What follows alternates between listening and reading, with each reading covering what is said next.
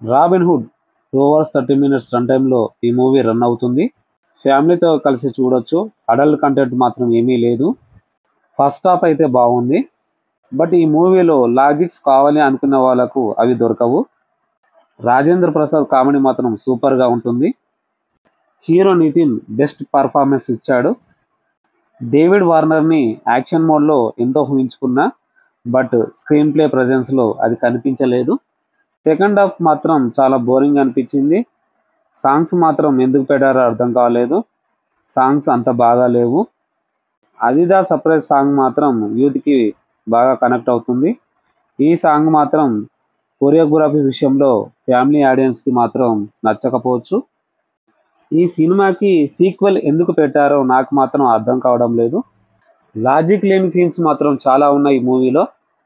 శ్రీలీల క్యారెక్టర్కి అంత importance role ఇవ్వలేదు. హీరో దొంగతనం చేసే సీన్స్కి లాజిక్స్ కనబడవు.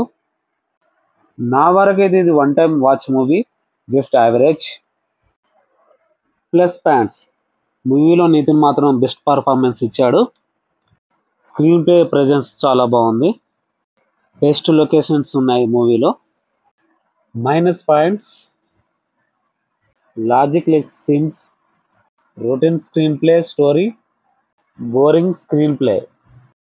నేనైతే ఈ మూవీకి రేటింగ్ 5కి 2.5 ఇస్తున్నాను. ఇది నా పర్సనల్ ఒపీనియన్.